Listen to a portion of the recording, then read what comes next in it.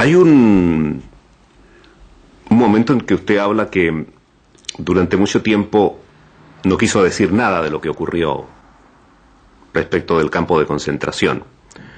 Y a mí me consta que cada persona reacciona de manera diferente frente a una experiencia de vida tan importante y dramática como esta. Pero ¿cómo se rompe el círculo? ¿Cuándo surge la necesidad de decir algo? Y quiero explicarle por qué me interesa mucho esta pregunta. Yo hace unas 3 o 4 semanas, y me acordé inmediatamente de su obra El largo viaje, hablaba con un amigo holandés que su padre había estado en un campo de concentración. Y dice, mi padre, después de salir del campo, nunca, hasta que murió, nunca se refirió al campo. E incluso lo fue a ver un amigo un día, que había estado con él en el campo de concentración. Se saludaron, hola Kees o hola Peter, se sentaron, miraron el atardecer, no se dijeron ni una palabra, un abrazo y se despidieron. Me parece una historia preciosa y además una historia muy verosímil, o sea, me parece... Absolutamente. Es real, es verdad lo que usted absolutamente. Cuenta, pero además me parece verosímil en el sentido de que entiendo perfectamente ese tipo de comportamiento, ese tipo de reacción, lo entiendo perfectamente. Bueno, yo tenía la intención de escribir algo. Yo quería ser escritor desde niño y claro, quería escribir algo, relatar algo. Y otros, en efecto, tiene usted razón, que la experiencia es muy singular, cada experiencia es singular y es diferente de las demás. Primo Levi y Robert Antelme, por ejemplo, dos de los grandes escritores de la deportación, han dicho los dos con frases diferentes, pero con la misma fuerza, que la escritura les devolvió a la vida después de la experiencia de los campos. Primo Levi lo dice textualmente, ¿no? El escribir era volver a la vida. Para mí era todo lo contrario. Para mí, cuando yo intenté escribir al volver del campo de Buchenwald a los 22 años, 45, año 45, 46, cuando yo intenté escribir un relato que no fuera puro testimonio, puro documento, que fuera un poco más elaborado, pero en fin, eso es otro problema. No volvía a la vida, al contrario, permanecía en la memoria de la muerte, totalmente. Porque claro, para recordar todo aquello tenía que revivir todo aquello. Y llegué a la conclusión de que, bueno, hoy han pasado los años y con el sol de Ámsterdam parece un poco difícil, un poco cursi casi decirlo, ¿no? Pero tuve la impresión, o la certeza a veces, de que escribir me conducía al suicidio, ni más ni menos. Que esa experiencia terminaría con el suicidio si continuaba. Entonces decidí, de ahí el título de otro libro muy posterior, ¿no? La escritura o la vida, decidí optar por la vida. Claro, ¿qué mejor terapia para eso que la política? La política, sobre todo cuando se pretende revolucionaria y cuando se pretende que va a cambiar las cosas, la faz del mundo, la política siempre es mañana. Mañana haremos, mañana conseguiremos, mañana triunfaremos, mañana. Te proyecta brutalmente, pero emocionalmente también, hacer porvenir. De ahí viene, en parte, no solo por eso, pero en gran parte viene mi compromiso político, que no fue solo intelectual, sino fue práctico, militante, viene de que era, para mí, la mejor terapia del olvido. Por eso dice usted, contar después del olvido. Contar después del olvido. Y entonces da la casualidad, algún experto en crítica de escritura y de procedimientos de escritura lo estudiará mejor que yo un día. Es que da la casualidad de que mi ruptura con la política, que es la ruptura con el Partido Comunista, es el momento en que vuelvo a escribir. O sea, cuando soy capaz de escribir, es el año 63, que escribo el largo viaje en Madrid, en un domicilio clandestino, y empiezo a escribirlo allí, y puedo demostrar que lo escribí allí, porque ya tengo el manuscrito de ese libro, que todavía no terminé todo, lo terminé más tarde en París, pero tengo el manuscrito, y el manuscrito se ve perfectamente que está escrito con una máquina de escribir española, porque falta el acento circunflejo, y falta el acento grave de la escritura francesa, faltan, porque no lo hay en la máquina de escribir española de Olivetti que yo utilizaba, ¿no? En fin, así que es como un ciclo. El ciclo del olvido del campo, de la relación serena con el campo, con la memoria de la concentración, coincide con el ciclo del fin de la política. Y el escritor que surge en aquel momento, en el año 63, con un largo viaje, es el que ya ha roto con la política, porque la política ha roto con él. O no es si la política ha roto con él, o lo ha destrozado, o lo ha roto, pero en fin, ruptura ha habido. En algún momento usted cuenta y habla de esa pregunta tremenda del ¿por qué está usted aquí? Es decir, por qué está detenido? Y usted dice, bueno, estoy aquí porque esto es lo que he elegido, porque yo soy un hombre libre y porque quiero ser consecuente con esa libertad y no hay otra razón. Pero estamos hablando de un tiempo, y no quiero ser pesimista con nuestra condición de seres humanos, en que una inmensa minoría, porque era una inmensa pero minoría al fin de cuentas, fue la que se atrevió a levantar la bandera de la libertad. Suelen ser siempre inmensas minorías, ¿no? No creo que el destino real de las mayorías sea ese riesgo, ese compromiso. Yo creo que el mejor destino de las mayorías silenciosas, de las mayorías, es aprobar a las minorías que han estado en vanguardia, aprobarlas, estar con ellas, ser solidarias y no abandonarlas. Pero yo creo que todas las etapas de la historia la han hecho, no quiero ser elitista tampoco y caer en un elitismo ultra orteguiano, ¿verdad? Pero en fin, es verdad que objetivamente la resistencia, para hablar de cosas recientes, la resistencia antinazi en Europa la inician las minorías. Grupos de orientación política diferente, porque pueden ser y suelen ser en sus comienzos nacionalistas de derecha, los grupos que se oponen, y luego se amplía esa resistencia, etcétera, etcétera, pero son minorías siempre. Ahora, llega un momento en que la mayoría aprueba, aunque sea pasivamente, pero simpáticamente aprueba esa acción. En Francia, yo por eso, por la experiencia mía es francesa, de la resistencia en Francia, el momento es clave, el momento es fácil de determinar. Es el momento en que el gobierno de Vichy, con ayuda o por imposición de los alemanes, de la ocupación alemana nazi, decide el servicio de trabajo obligatorio para los jóvenes franceses, que tienen que ir a trabajar a Alemania en las fábricas de guerra alemanas. Ese servicio de trabajo obligatorio, claro, los franceses no quieren ir. Incluso si no están politizados, incluso si no son patriotas, digamos, entre comillas, ¿no? No quieren ir porque ir de ahí a trabajar a ese país extranjero, a ganar una miseria, no quieren ir por razones incluso de poca monta, ¿no?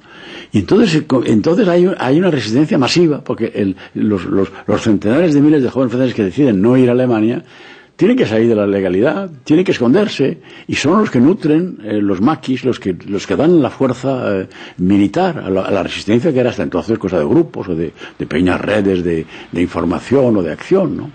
O sea que hay un momento en que somos muy bondadosos cuando decimos inmensa minoría, porque fueron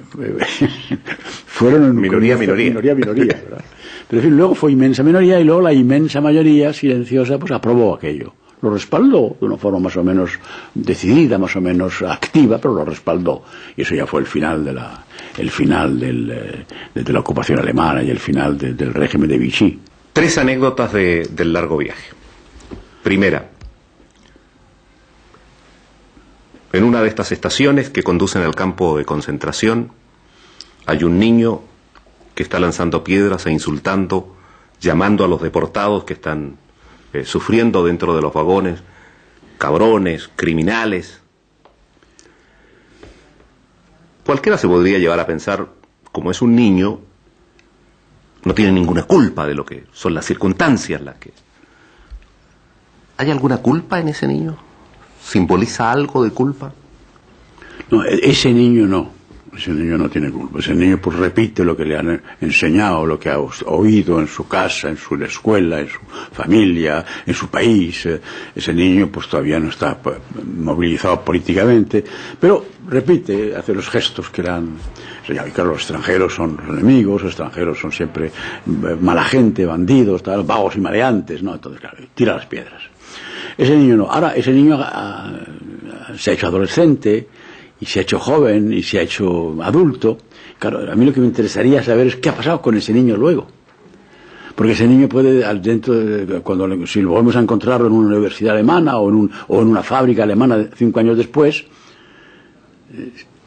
se arrepiente de aquello, se acuerda incluso de aquello, ha hecho su análisis crítico de aquello, ha hecho, cuando dirían los psicoanalistas, el trabajo de duelo, el trabajo de luto, de todo eso, o no. A mí me interesa ese niño cuando haya crecido. Pero en ese momento no es culpable, en ese momento es una especie de como de monigote o de marioneta que mueven hilos que no son personales, que son los hilos sociales y familiares del odio al extranjero, del odio al enemigo, etcétera, etcétera. Pero qué bueno que usted diga esto, porque justamente la segunda anécdota se refiere sobre esta joven mujer que va a bailar por las noches, que quiere olvidarse después que ha terminado la guerra de todo lo que ha pasado, y que asume, así lo veo yo como lector, esta actitud también de una gran mayoría, que se repite incluso con las dictaduras modernas después de la Segunda Guerra Mundial. Quiere borrar la realidad, quiere eliminar la historia y quiere expresar la felicidad de vivir, de existir, sin tener que recurrir al pasado reciente que de alguna manera la persigue. Sí, sí. Bueno, la anécdota del libro es real. Sí, por supuesto. Está escrita, claro, como al escribir siempre se modifica algo la realidad, porque la realidad es imposible transmitirla tal como fue, porque entonces sería una cosa poco... Pero es real, es una anécdota real que me ocurrió, etcétera, etcétera. El narrador lo que cuenta es una cosa, una experiencia real, es una vivencia, como decimos en español, con esa preciosa palabra que no se puede traducir al francés, porque no hay palabra francesa para vivencia, esa vivencia. Ahora, creo yo que eso es una actitud muy general, ¿no? Yo no supe, yo no estuve, yo no me enteré, ¿no? Claro, y es verdad, digamos, en un primer momento es verdad que no supieron, que no se enteraron, pero porque no quisieron enterarse, porque no quisieron saber. Es evidente que hay un mecanismo, ¿no?, de no saber por lo que no se quiere saber, ¿no? El silencio, el silencio sobre esas cosas es porque uno ha querido guardar ese silencio. Eso es un fenómeno de la época nazi, en España ha ocurrido también, la memoria, pues, como nuestra transición democrática se hizo, y fue necesario hacerlo, no fue impuesta por una ley, pues se hizo con amnesia. El pueblo español decidió en un momento dado, al comienzo de la transición, que no había que recordar constantemente los crímenes del pasado porque no saldríamos nunca de aquella atmósfera. Y esto es una especie de amnistía y amnesia, ¿no? Que no fueron los únicos motores de la transición democrática, pero los hubo. Hoy estamos en España en otra fase, la fase de lo que se llama la memoria histórica.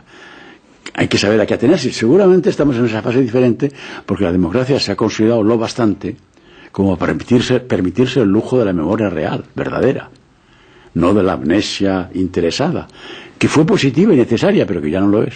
Claro, ahí también hay que ver las cosas, tampoco se trata de que nos pasemos, y es una opinión personal, nos pasemos la vida recordando a los muertos de uno y otro bando, porque entonces no saldremos nunca de la guerra. Entonces seguiremos en eso de que los españoles hemos tenido la tendencia a decir siempre, para hablar de la guerra civil, nuestra guerra, como si fuera la única guerra que podríamos apropiarnos, ¿no? Por lo menos gramaticalmente, nuestra guerra. Las demás guerras eran, bueno, las guerras de los demás, ¿no? La guerra mundial, la otra guerra mundial, pero esa era nuestra guerra, ¿no?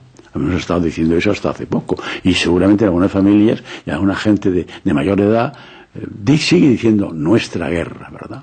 Bueno, pues nuestra guerra habrá que terminar con ella, ¿no? Pero ese fenómeno del olvido voluntario, a la vez sincero y a la vez oportunista, es un fenómeno muy generalizado. Yo creo que en todos los países donde ha habido dictadura se puede encontrar ese fenómeno. Y no se da por ese hecho dramático que se encuentran frente a una disyuntiva casi imposible. Es decir, si la gente dice yo sabía, uno supone que si uno sabía podía haber hecho algo. Ese es el problema, ¿verdad? Ese es exactamente el problema. Yo tengo sobre ese tema concreto una anécdota, un episodio, si tenemos tiempo, unos minutos por favor, para contarlo.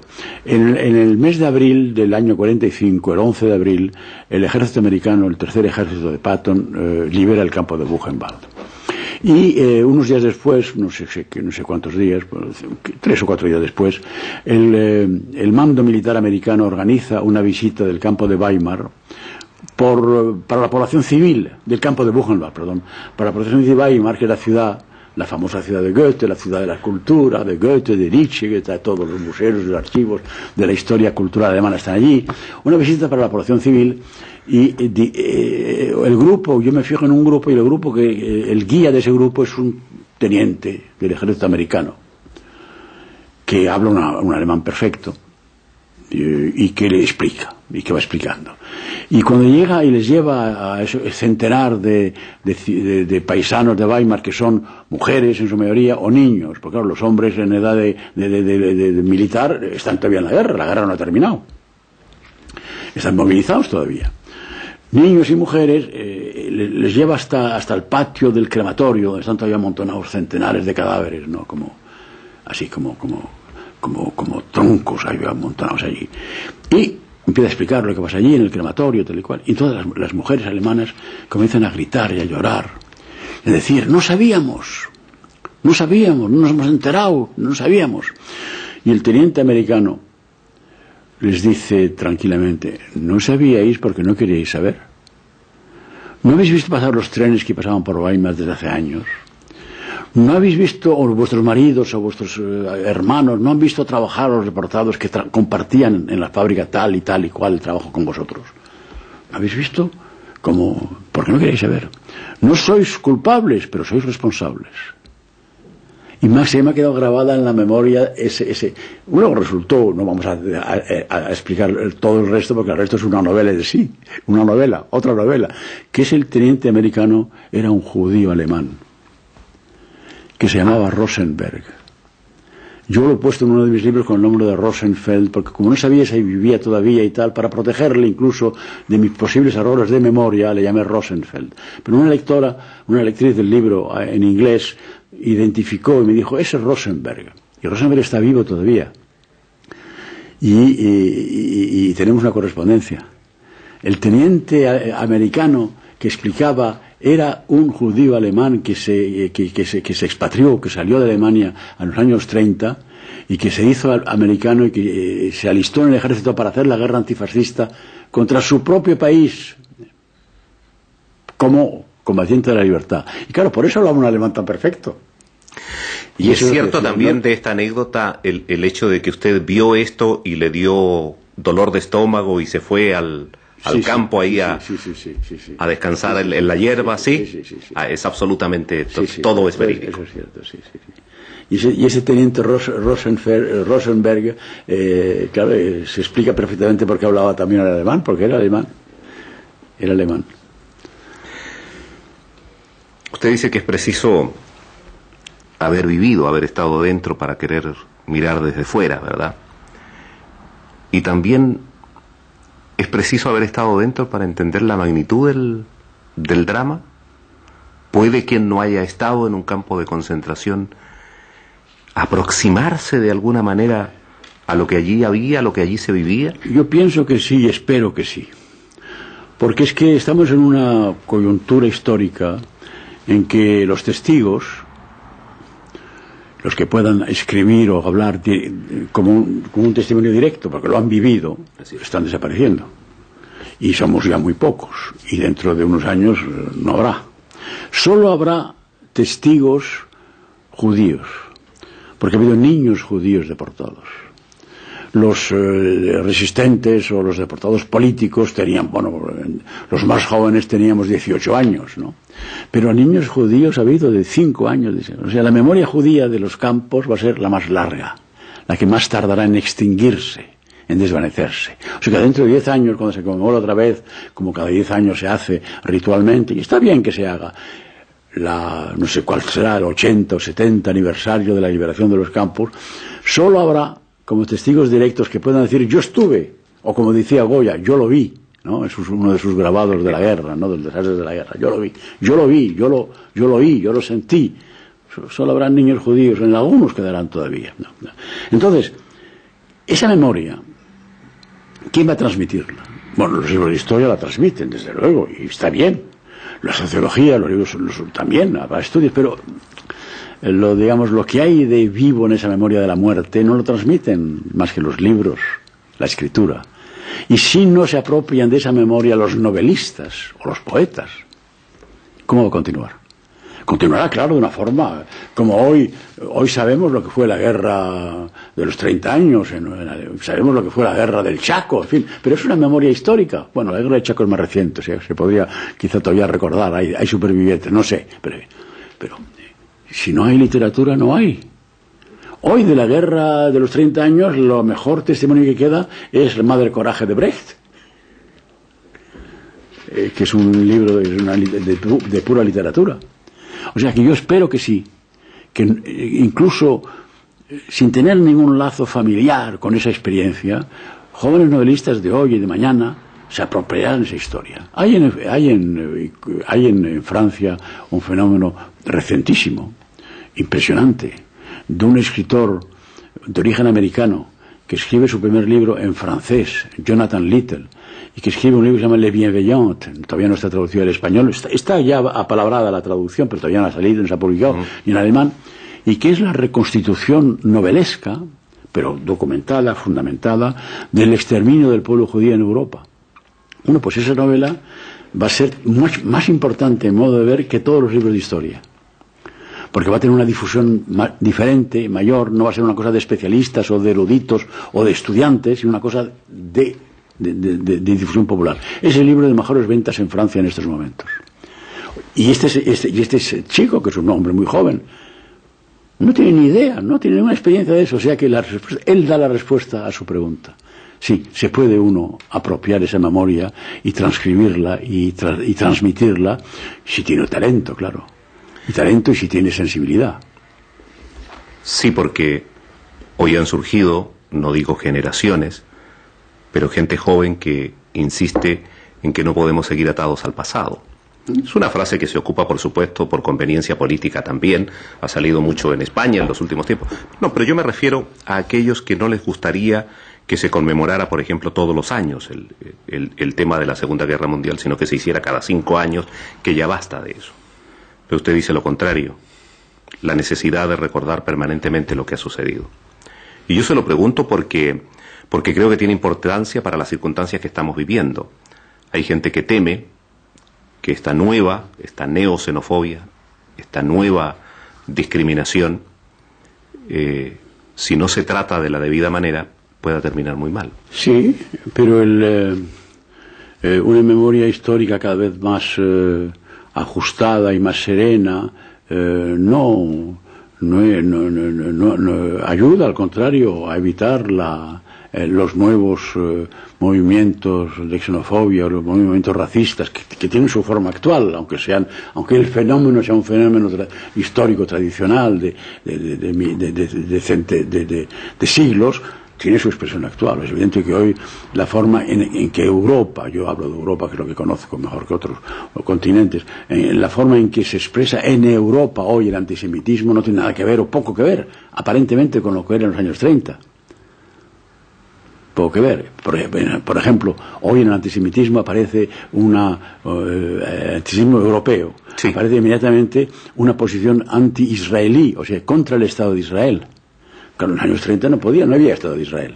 No podía haber esa forma. O sea que evoluciona. Ahora, en esa evolución lo que se trata, nosotros tenemos que ir buscando la raíz común, el problema común, lo que se transmite.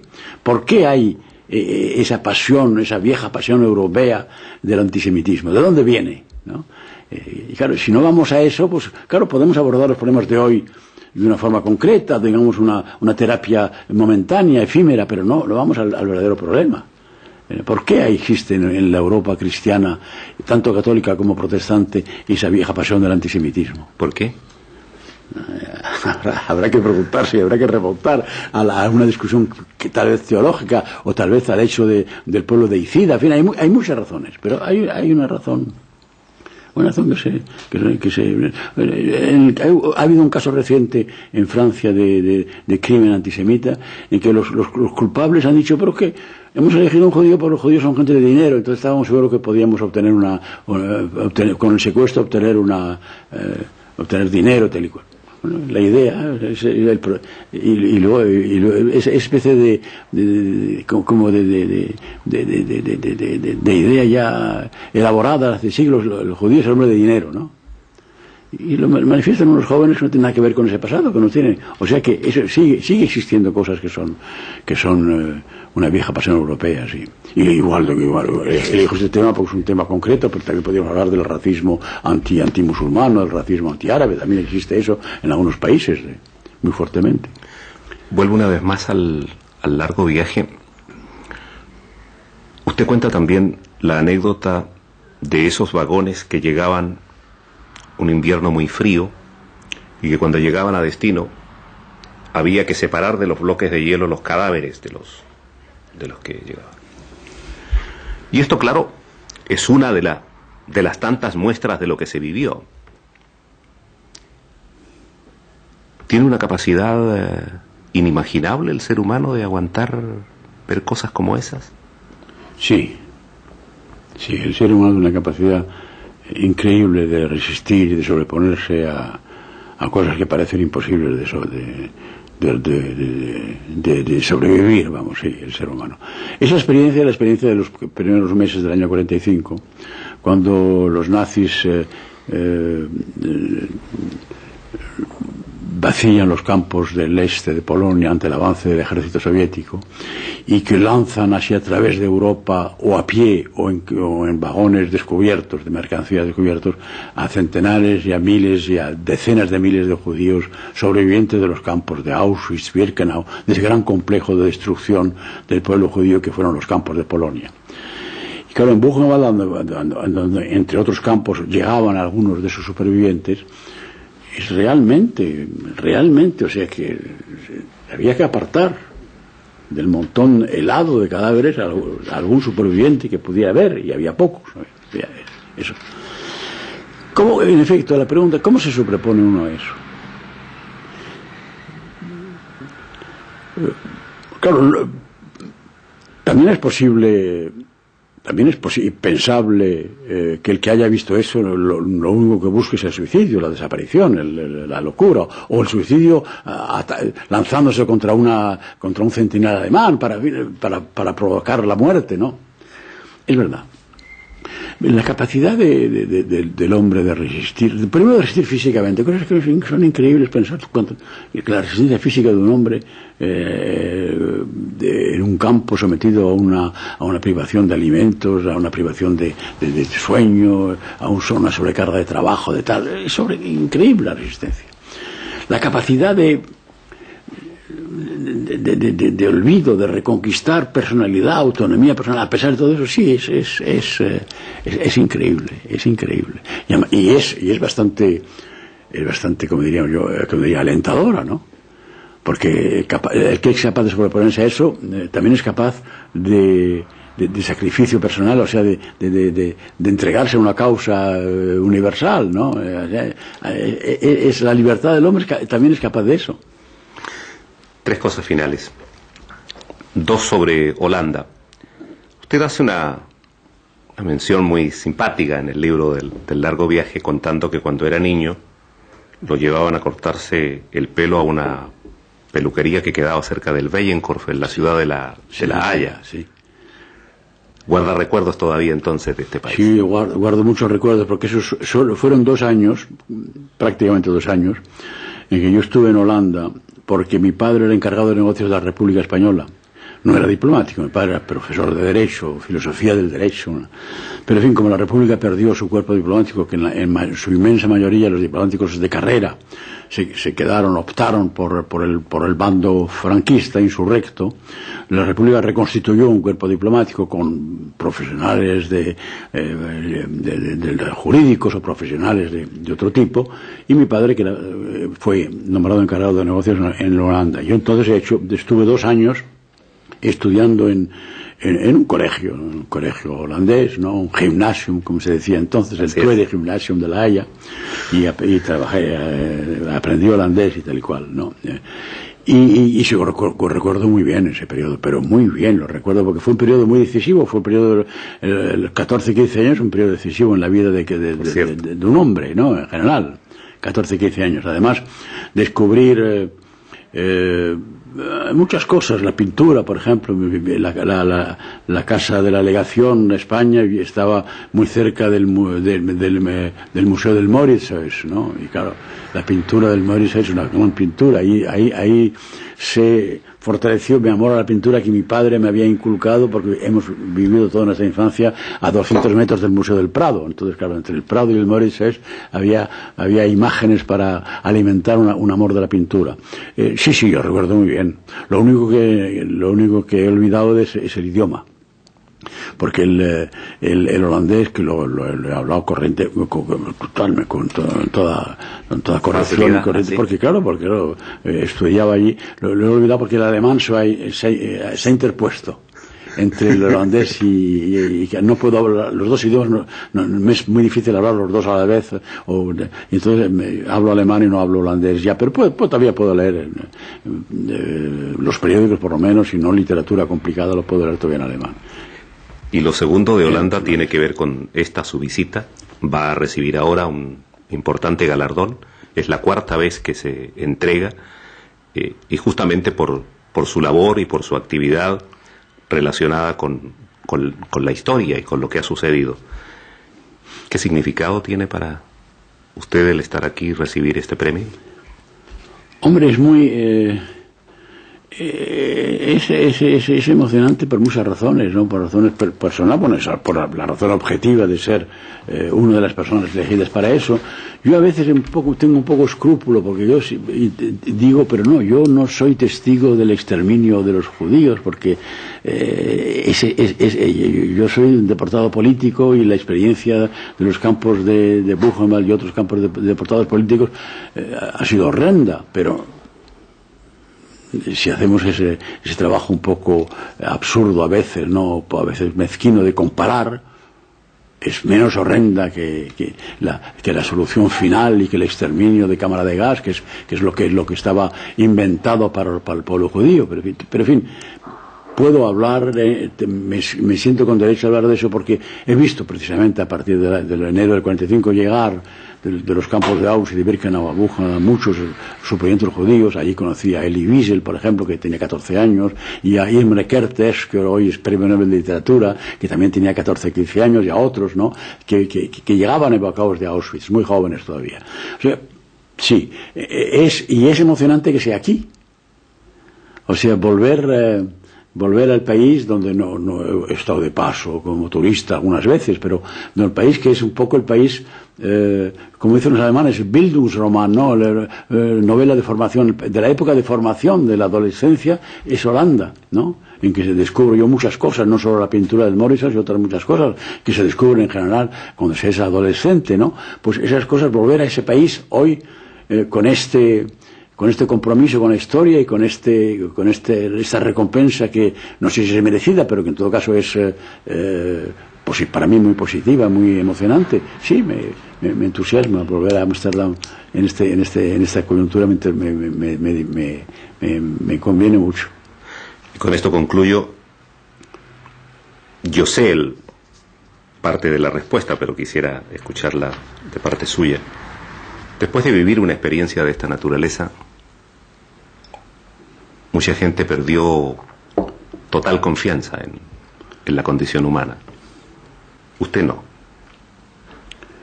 Porque esa experiencia, para resumirlo un poco esquemáticamente, es la experiencia de lo que Kant llamó el mal radical.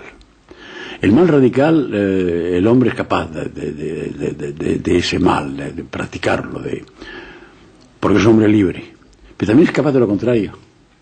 O sea, yo he visto a un deportado para obtener una ración suplementaria de pan, delatar a un compañero, a la SS, y decir, este se porta mal. Pero también he visto lo contrario. También he visto, y no vamos a hacer una contabilidad ahora más a menudo o menos a menudo, pero muy a menudo, a un deportado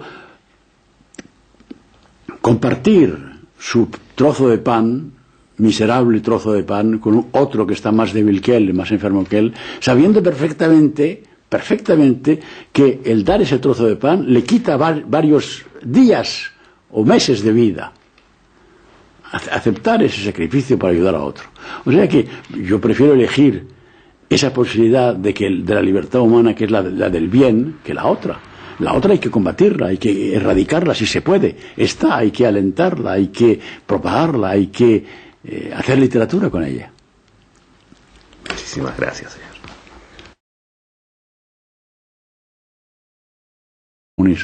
Es el momento en que vuelvo a escribir. O sea, cuando soy capaz de escribir, es el año 63, que escribo el largo viaje en Madrid, en un domicilio clandestino, y empiezo a escribirlo allí, y puedo demostrar que lo escribí allí porque todavía tengo el manuscrito de ese libro, que todavía no terminé todo, lo terminé más tarde en París, pero tengo el manuscrito, y el manuscrito se ve perfectamente que está escrito con una máquina de escribir española, porque falta el acento circunflejo y falta el acento grave de la escritura francesa, faltan, porque no lo hay en la máquina de escribir española de Olivetti que yo utilizaba, ¿no? En fin, así que es como un ciclo. El ciclo del olvido del campo, de la relación serena con el campo, con la memoria de la concentración, coincide con el ciclo del fin de la política. Y el escritor que surge en aquel momento, en el año 63, con un largo viaje, es el que ya ha roto con la política, porque la política ha roto con él. O no sé si Primo Levi lo dice textualmente, ¿no? El escribir era volver a la vida. Para mí era todo lo contrario. Para mí, cuando yo intenté escribir al volver del campo de Buchenwald a los 22 años, 45, año 45, 46, cuando yo intenté escribir un relato que no fuera puro testimonio, puro documento, que fuera un poco más elaborado, pero en fin, eso es otro problema. No volvía a la vida, al contrario, permanecía en la memoria de la muerte, totalmente. Porque claro, para recordar todo aquello tenía que revivir todo aquello. Y llegué a la conclusión de que, bueno, hoy han pasado los años y con el sol de Ámsterdam parece un poco difícil, un poco cursi casi decirlo, ¿no? Pero tuve la impresión, o la certeza a veces, de que escribir me conducía al suicidio, ni más ni menos. Que esa experiencia terminaría con el suicidio si continuaba. Entonces decidí, de ahí el título de otro libro muy posterior, ¿no? La escritura o la vida. Pater se sentaron, miraron el atardecer, no se dijeron ni una palabra, un abrazo y se despidieron. Me parece una historia preciosa y además una historia muy verosímil, o sea, me parece... Absolutamente. Es real, es verdad lo que usted absolutamente. Pero además me parece verosímil en el sentido de que entiendo perfectamente ese tipo de comportamiento, ese tipo de reacción, lo entiendo perfectamente. Bueno, yo tenía la intención de escribir algo. Yo quería ser escritor desde niño y claro, quería escribir algo, relatar algo. Y otros, en efecto, tiene usted razón, que la experiencia es muy singular, cada experiencia es singular y es diferente de las demás. Primo Levi y Robert Antelme, por ejemplo, dos de los grandes escritores de la deportación, han dicho los dos con frases diferentes, pero con la misma fuerza, que la escritura les devolvió a la vida después de la experiencia de los campos. Exactamente. Optar por la vida. Claro, qué mejor terapia para eso que la política. La política, sobre todo cuando se pretende revolucionaria y cuando se pretende que va a cambiar las cosas, la faz del mundo, la política siempre es mañana. Mañana haremos, mañana conseguiremos, mañana triunfaremos, mañana. Te proyecta brutalmente, pero emocionalmente también, hacer porvenir. De ahí viene, en parte, no solo por eso, pero en gran parte viene mi compromiso político, que no fue solo intelectual, sino fue práctico, militante, viene de que era, para mí, la mejor terapia del olvido. Por eso dice usted, contar después del olvido. Contar después del olvido. Y entonces da la casualidad, algún experto en crítica de escritura y de procedimientos de escritura lo estudiará mejor que yo un día, es que da la casualidad de que mi ruptura con la política, que es la ruptura con el Partido Comunista,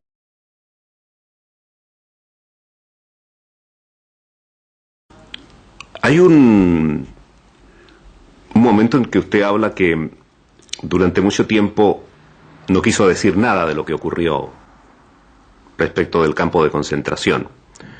Y a mí me consta que cada persona reacciona de manera diferente frente a una experiencia de vida tan importante y dramática como esta. Pero ¿cómo se rompe el círculo? ¿Cuándo surge la necesidad de decir algo? Y quiero explicarle por qué me interesa mucho esta pregunta. Yo hace unas 3 o 4 semanas, y me acordé inmediatamente de su obra El largo viaje, hablaba con un amigo holandés que su padre había estado en un campo de concentración. Y dice, mi padre, después de salir del campo, nunca, hasta que murió, nunca se refirió al campo. E incluso lo fue a ver un amigo un día, que había estado con él en el campo de concentración. Se saludaron, hola Case, o hola